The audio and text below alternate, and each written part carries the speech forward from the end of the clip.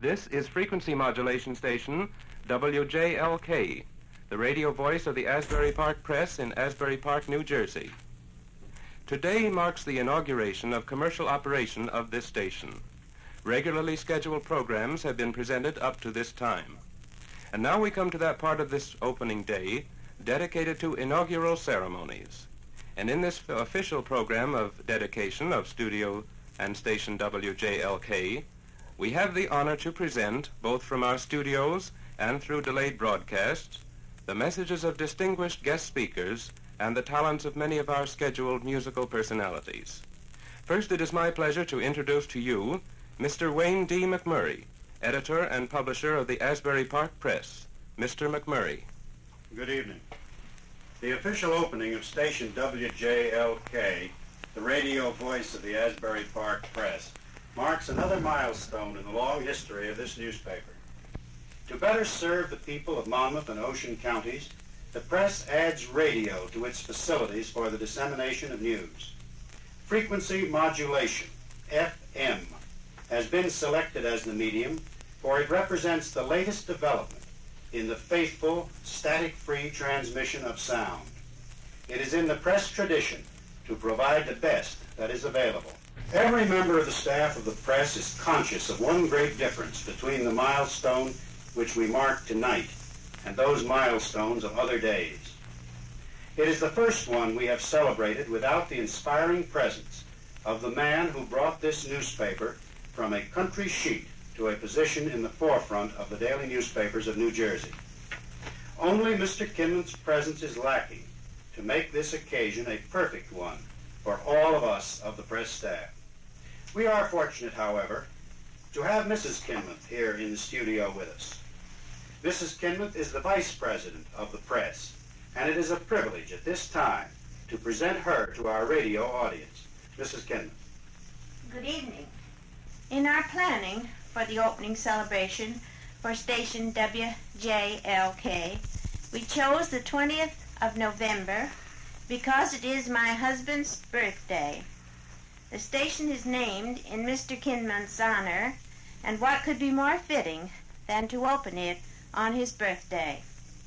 This seems a particularly appropriate day to celebrate the expansion and progress of the press, because Mr. Kinman ever considered expansion and progress essential attributes of a growing newspaper. Station WJLK will be guided by the same high principles which have given the Asbury Park Press statewide recognition. Station WJLK cannot fail so long as it adheres to the time-tested standards of conduct which Mr. Kinman so wisely and so devotedly pursued in building the Asbury Park Press. Thank you, Mrs. Kinman. There is another officer of this newspaper whose efforts have done much to convert this dream of a radio station into reality. He is our Secretary-Treasurer. I should like to present to you Ernest W. Lass, a man who for 20 years has been a valued member of the staff of the press. Mr. Lass will bring you a word of greeting from all the men and women who create your local newspaper each day and who have made this radio station possible. Mr. Lass. Thank you, Mr. McMurray.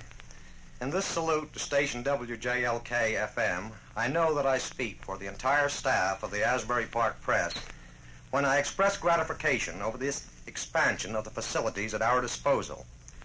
For within the staff of the press there prevails that enthusiasm for progress and improvement that, as you have heard, was among Mr. Kinman's dominant characteristics. We at the press have always considered our job as one of collecting and disseminating news. And we construe news as including informative entertainment and commercial announcements known as advertising. For over a half-century we have been performing this service through the Asbury Park Evening Press and the Asbury Park Sunday Press. Now we are delighted to have the magic of radio provide us with another channel for communicating with the people of Monmouth and Ocean counties. You are correct in concluding that the press and station WJLK are one. For while they represent two media, they are the expression of but a single purpose, and they are both actuated by the bright concept of probity and progress that Mr. Kinmouth bequeathed to his organization. These principles have proved a successful guide in the production of the newspaper. They augur well for the success of the radio station. And they create an auspicious atmosphere in which the staff of the Asbury Park Press greets with well wishes its colleagues on the staff of station WJLK.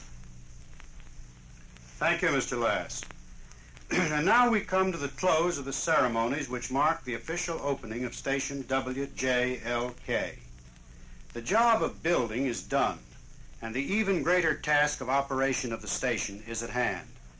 After all, no matter how fine our studios, no matter how clear our signal on the air, the final test of the character of the program which we put into your home is the test which must be met by us. We pledge ourselves to give you the best in news, entertainment, and educational material that it lies within our ability to provide. The earnestness with which we have striven to give you the sort of newspaper that you demand will also be employed to offer you the sort of radio programs which you desire.